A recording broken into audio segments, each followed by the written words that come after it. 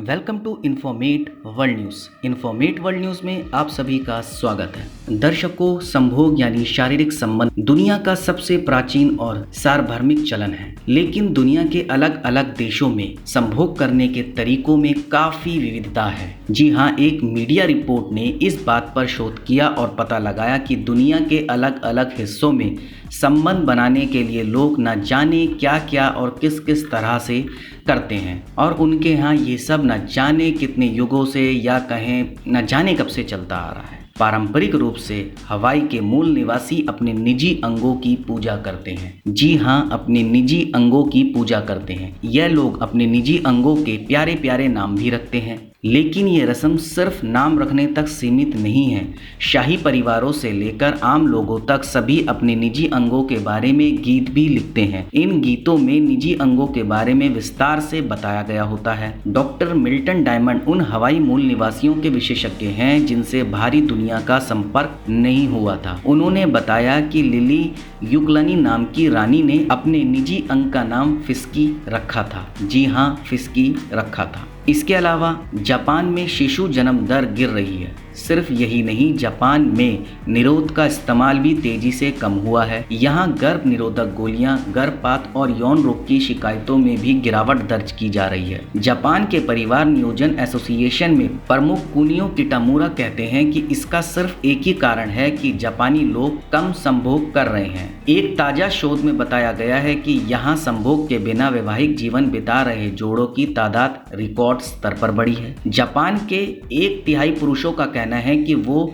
इतने थके हुए होते हैं कि संभोग नहीं कर पाते। वहीं जापान की 1/4 महिलाओं का कहना है कि उन्हें संभोग परेशानी और दर्द भरा लगता है। 18 से 34 साल के बीच के लोगों के बीच किए गए एक और शोध में बताया गया है कि बीते एक दशक में यहाँ वर्जिनिटी बहुत ज्यादा बढ़ी है। शोध में शामिल 45% जापानियों का कहना था कि उन्हें कभी संभोग किया ही नहीं है। इसके अलावा दक्षिण कोरिया में हर महिला औसतन 1.05 बच्चे पैदा करती है, लेकिन देश की जनसंख्या को स्थिर रखने के लिए प्रति महिला 2.10 बच्चों की जन्म दर बरकरार रखना जरूरी है, जो कि मौजूदा दर से दोगुना है। दक्षिण कोरिया की सरकार महिलाओं को बच्चा पैदा करने के लिए प्रेरित कर रही है। इसके लिए सरकार ने बीते एक दशक में दसियों अरब डॉलर खर्च किए, लेकिन जन्म दर में फिर भी गिरावट जारी है। माना जा रहा है कि इसकी वजह दक्षिण कोरिया में रिहायशी इलाकों की बेतहाशा बढ़ती कीमतें और बच्चों पर होने वाला खर्च भी हो सकता है। इसकी एक वजह यह भी हो सकती है कि दक्षिण कोरिया में लोगों को बहुत ज्यादा काम करना पड़ता है। बच्चों की देखभाल की जिम्मेदारी अभी भी औरतों पर ही है। बच्चे पैदा करने वाली महिलाओं को दोगुना काम करना पड़ता है। शायद यही वजह है कि महिलाओं ने अब बच्चों को ना कहना शुरू कर दिया है, क्योंकि बच्चे पैदा करने का मतलब हमेशा के लिए अपने करियर को त्याग देना भी होता है उन लोगों की नजरों में। इसके अलावा रूस के एक इलाके में जनसंख्या बढ़ाने का पुराना तरीका अपनाया जा रहा है। उलियानोव्स्क प्रांत के गवर्नर ने 12 सितंबर को आधिकारिक तौर पर गर्भधारण दिवस घोषित कर दिया है। इस दिन लोगों को छुट्टी दी जाती है ताकि वो घर पर रहकर संभोग कर सके। जन्म दर बढ़ाने के लिए यह सरकार की एक योजना का हिस्सा है। जो दंपति 12 दिसंबर को 9 महीने बाद बच्चे पैदा कर पाते हैं, उन्हें कैमरा, फ्रिज और वॉशिंग मशीन जैसे इनाम दिए जाते हैं। इसके अलावा सेंट्रल ब्राजील के एक छोटे से गांव मेहिनाको में पुरुष महिलाओं को मछलियों से रिझाते हैं। जो पुरुष सबसे बड़ी मछली पकड़कर लाता है, उसे ही महिला का प्यार मिल पाता है। इसके लिए पुरुष मछली पकड़ने की खास प्रतियोगिता में शामिल भी होते हैं, और कई पुरुष इस प्रतियोगिता का बड़े ही बेसब्री से इंतजार करते हैं और बड़े ही आनंद के साथ इस प्रतियोगिता में भाग लेते हैं। इसके अलावा ऑस्ट्रेलिया में एक ग्रामीण इलाके में महिला अपनी बगल में सेब के टुकड़े रखकर पारंपरिक नृत्य में हिस्सा लेती है। नृत्य के बाद महिला अपनी पसंद के पुरुष को अपनी बगल में रखा सेब का वो टुकड़ा पेश करती है, और यदि पुरुष भी महिला को पसंद कर लेता है तो वो उस सेब के टुकड़े को खा लेता है। जाहिर है कि सेब का ये टुकड़ा बहुत खुशबूदार नहीं होता, क्योंकि आप सब जानते हैं कि बगल में रखने का मतलब वहाँ खुशबू तो आ ही नहीं सकती अगर परफ्यूम ना लगा हो तो।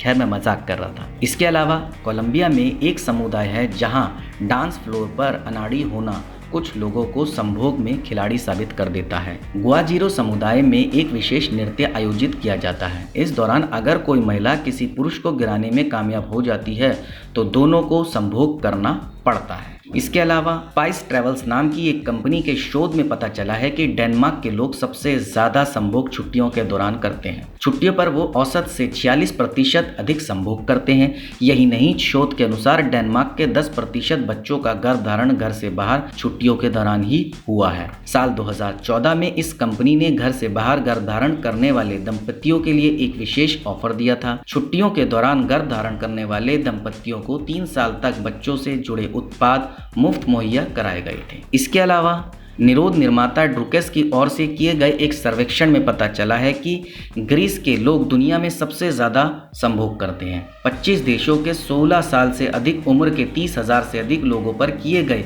एक सर्वे में पता चला कि संभोग करने के मामले में ग्रीस के लोग सबसे आगे हैं। वो एक साल में औसतन 164 बार संभोग करते हैं। उनकी विरासत भी इसका एक कारण हो सकती है। प्राचीन काल में यूनानियों के विचार संभोग को लेकर बेहद खुले थे। वो इसे लेकर सहिष्णु और भी प्रयोगात्मक भी रहे हैं। तो दर्शकों, यह वह देश थे कि जहां कुछ लोगों के अंदर संभोग को लेकर रुचि कम हो रही है और कुछ देश ऐसे थे जहां कुछ लोगों में संभोग को लेकर रुचि बढ़ रही है। अब आप जान ही सकते हैं कि यहाँ किस किस तरीके के और कैसे कैसे रिवाज और कैसी कैसी रस्में अपनाई जा रही है। अब आपको बताना होगा आपको मेरी ये खबर कैसी लगी। आप मुझे कमेंट के माध्यम से बता सकते हैं। आप मेरी इस खबर को ज्यादा से ज्यादा शेयर कीजिए, लाइक कीजिए और चैनल को सब्सक्राइब कीजिए और बेल आइकन को दबाना बिल्कुल ना भूलें ताकि समय समय पर आपको इस प्रकार की सभी महत्वपूर्ण खबरें प्राप्त हो सके। धन्यवाद दर्शकों।